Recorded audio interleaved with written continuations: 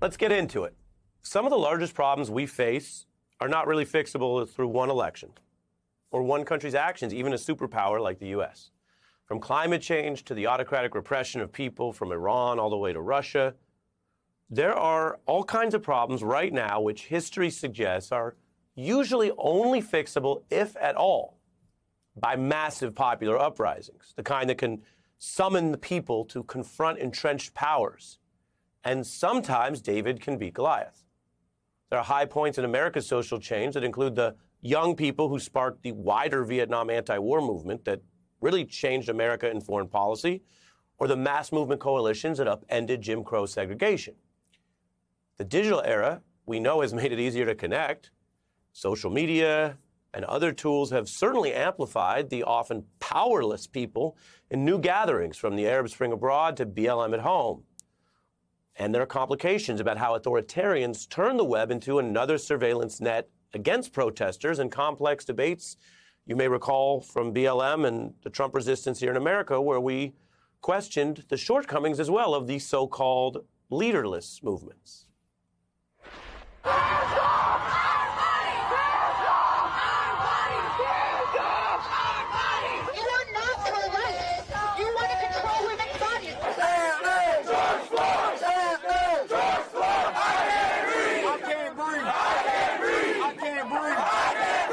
Across Iran, women are showing displays of defiance against the strict dress code, burning their hijabs while large crowds cheer them on. Beyond Iran's borders, women around the world are cutting their hair off in solidarity, including actors and Oscar winners. As for Iran, where protests have been raging, that action can be deadly for those involved. The governments use everything from digital surveillance to sophisticated disinformation campaigns against critics. There's this so-called smart repression, where these regimes are swapping information, tech, and personnel against mass movements. And while it was the early months of quarantine which seemed to bring renewed outrage and action in the streets to protest the murder of George Floyd, over the long haul, the data can show that pandemic, quarantines, and other issues have demobilized protest movements. You can keep those factors in mind when you look at this emphatic New York Times headline that made waves in this field. Even as the Iran protests rise up that I mentioned, protests worldwide falling at record rates. If history shows mass movements are essential to certain types of change, then a protest slump would be a political and moral urgent challenge right now. The reality may also be more nuanced. One of the top researchers cited in that very article, Harvard's Erica Chenoweth, points out some of the temporary slumps do not mean that all protests are crashing in the same way, and the largest priority might actually be confronting the autocrats stifling the protests, rather than viewing some of these dips in a type of intellectual isolation. I can tell you American politics often looks inward, but from BLM to massive protests against the 2003 Iraq War, there are signs that grassroots protests can sometimes work, even against the powerful. That is actually pretty remarkable when you think about it. It's a point that agitators and experts have made, from anti-war candidate Howard Dean, who mixed electoral and grassroots politics back in the Bush era, to these global upheavals, to the way the internet can spread resistance, which is something we are about to talk about. That is a point that I mentioned Professor Chenoweth also stresses for this new era.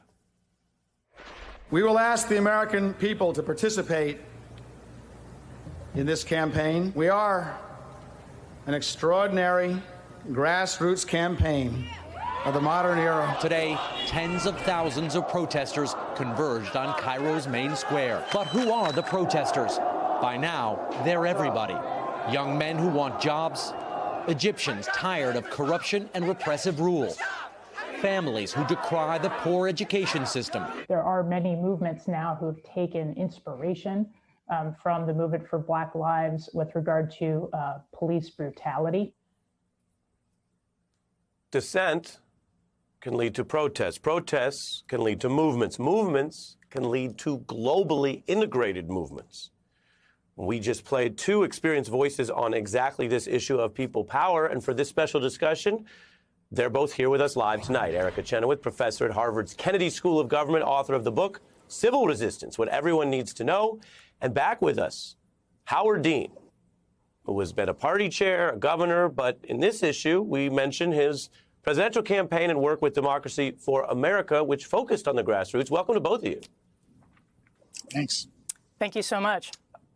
Absolutely. Howard, I want to start with you because viewers have heard from you in various ways, but you initially came to national prominence as someone who was not afraid of protest movements or anti-war energy in America. I'm curious your view on what we're seeing around the world, that this can work, that digital is a part of it, but we've got some real authoritarians making it sometimes harder than ever with the same tools. You're right. This is more inclined to work in a relatively democratic country, which is ours, thank heaven, still is. We'll see how we do in 3 weeks. But the truth is, what happens is in these protests, all the ones that you mentioned, going back to the civil rights movement, Vietnam, and even the sort of protest against the Democratic leadership that was voting with George W. Bush on taxes and the Iraq War, those things have a much better chance of changing things, and they have changed those things in this country. When you're talking about, and I suspect the professor will have some better thoughts than I, but when you're talking about authoritarian regimes, it's much more difficult. The Arab Spring came to grief because there was, in fact, a free and open election in Egypt, and an authoritarian group, the Muslim Brotherhood, won. And then for the young kids who'd gotten rid of Mubarak, to come back again was much, much more difficult. In Iran, of course, it's a chronic difficult problem. And one of the other difficult things, this is very tough stuff, is that you often have to wreck an economy and everybody suffers, including poor people who have no interest in politics, before you can get rid of an oppressive regime. And so this is very, very difficult. And the last thing I'll ask, since we do have a real expert on the show, is I saw a very interesting study that claimed, this is about a year or so ago, that nonviolent protests are about twice as successful as violent protests. And I recently saw another article that said, in fact, that was not so true anymore, that in fact, violent protests were actually more successful now than nonviolent protests. And that would probably be a great introduction to the professor who actually has studied this sort of thing and knows more about it than I do. So, Professor, one, what does your research show? And then two, you could take up the governor's question.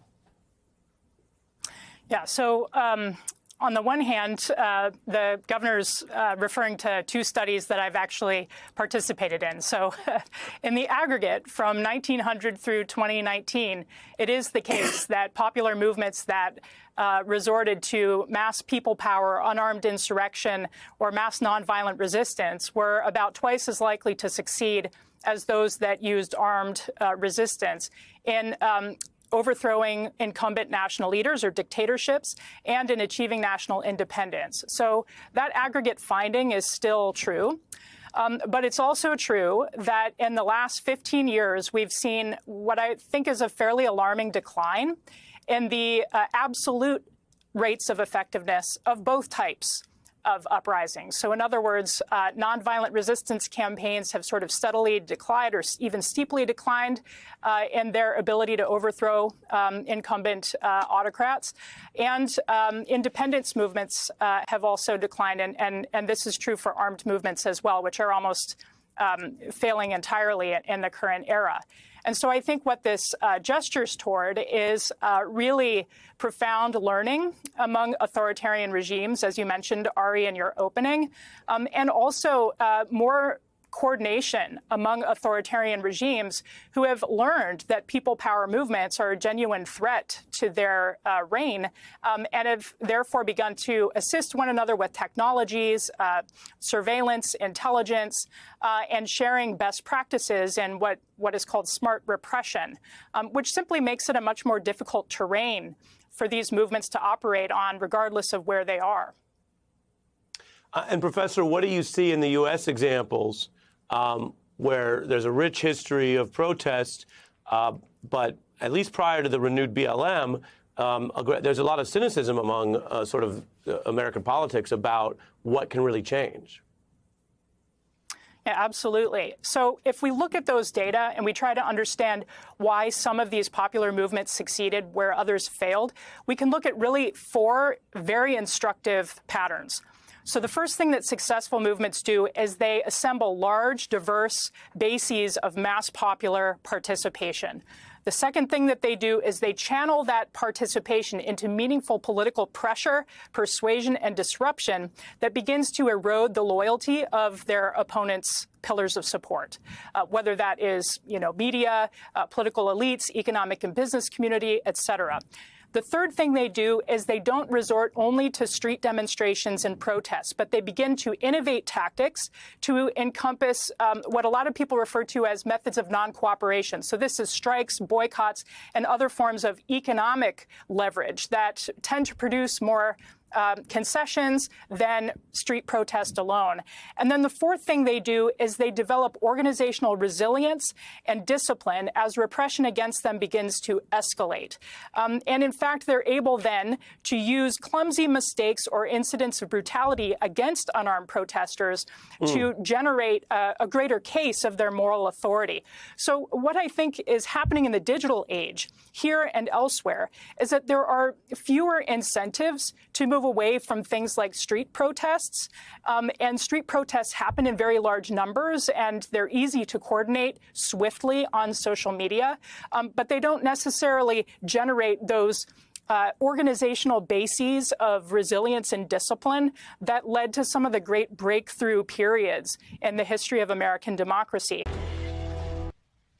Hey, I'm Ari Melber. Thanks for watching The Beat. I wanted to let you know I'm writing a foreword to the January 6th committee's full report, which is coming out soon from HarperCollins. You can go pre-order the book right now, and it'll come to you first when the report comes out in the fall or whenever the government releases it. Just search Melber Jan 6th on Amazon or your favorite independent book site and click pre-order. You'll be the first to get both the report and my new piece on the coup conspiracy.